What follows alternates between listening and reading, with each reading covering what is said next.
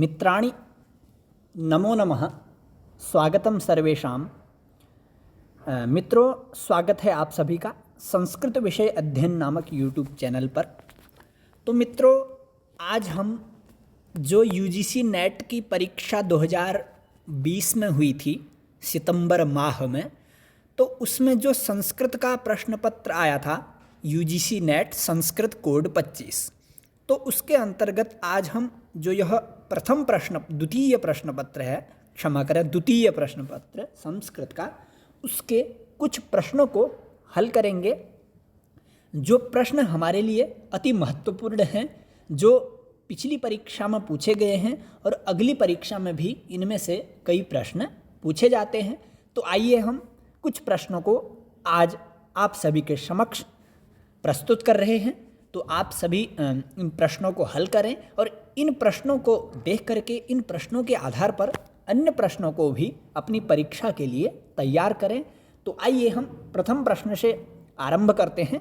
प्रथम प्रश्न तो मित्रों जो है यह जो पतंजलि हैं उनके महाभाष्य से आया हुआ है। तो लिखा है कि अधस्तनेषु पतंजलि प्रतिपादितेषु व्याकरण प्रयोजनेषु नास्ति। कहने का मतलब यह है, नीचे लिखे गए पतंजलि के द्वारा प्रतिपादित व्याकरण के प्रयोजनों में नहीं है। जो महर्षि पतंजलि हैं उन्होंने व्याकरण के सर्वप्रथम मुख्य 5 प्रयोजन कहे गए हैं अपने पष्पशाहनिक में। तो उन 5 प्रयोजनों को कौन कौन से हैं? वो रक्षो हागम लघु संदेहा, यह का है, अर्थात 5 वो कौन कौन से हैं? रक्षा, ऊह, आगम, लघु, लघु, असंदेह, ये 5 प्रयोजन हैं। तो उन 5 में से ये रक्षा मिल रहा है, ऊह मिल रहा है और आगम भी मिल रहा है, और फिर इसके बाद लघु है और असंदेह है।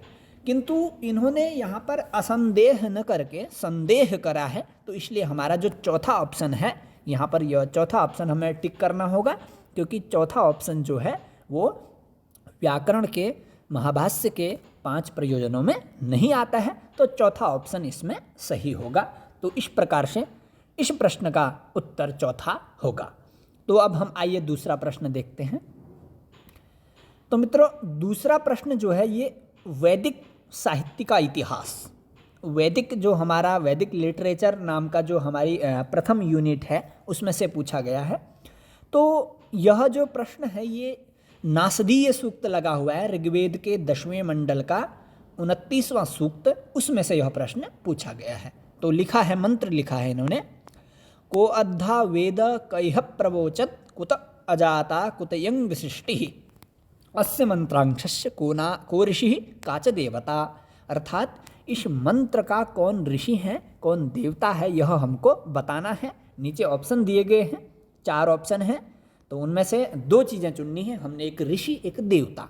तो जो मित्रों जो नासदीय सूक्त है, उस नासदीय सूक्त के जो ऋषि हैं वो ऋषि हैं परमेष्ठी नाम प्रजापति ऋषि, क्योंकि वहाँ पर तो प्रजापति ऋषि ही लिखा है, लेकिन परमेष्ठी भी उनका नाम है।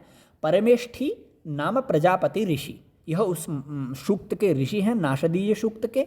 और जो देवता हैं उसके परमात्मा देवता हैं। और वो परमात्मा देवता भी कैसे हैं?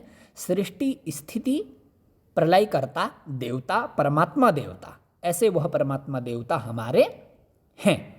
तो इस प्रकार से यह दूसरा प्रश्न हमारा इस प्रकार से सिद्ध होगा। तो आइए अब हम तो इसका जो ए और डी हमें दूसरे ऑप्शन में मिल रहा है, तो दूसरा ऑप्शन इसमें सही है। तो अर्थात ए और डी, ए ऋषि और डी देवता, इस प्रकार से नासदीय सूक्त के बताए गए। तो आइए हम अब तीसरा प्रश्न देखते हैं। मित्रों, जो तीसरा प्रश्न है वो साहित्य से पूछा गया है। जो हमारी 7वीं यूनिट साहित्य लगी है, तो उसमें रघुवंश महाकाव्यम का प्रथम सर्ग है, उसमें से यह प्रश्न पूछा गया है। तो यह श्लोक है, अथवा कृतवाग्द्वारे वंशस्मिन् पूर्वसूरिभिः मणौ वज्र समूकीर्णे सूत्रश्चैवास्ति मे गतिः पद्येस्मिन् मे इति पदम केन संबद्धम। कहने का भाव यह है, इस पद्य में जो यह पद लगाया गया है सूत्र के श्लोक के चौथे पाद में, गति ही से पूर्व जो में लगाया गया है वो किसके लिए संबद्ध है, अर्थात किसके विषय में कहा गया है। तो 4 विकल्प हैं हमारे सामने, माघ के विषय में, भारवी के विषय में, कालिदास के विषय में और श्रीहर्ष के विषय में। तो मित्रों आप सभी जानते हैं रघुवंश 19 सर्गों वाला जो महाकाव्य है महाकवि कालिदास द्वारा विरचित है।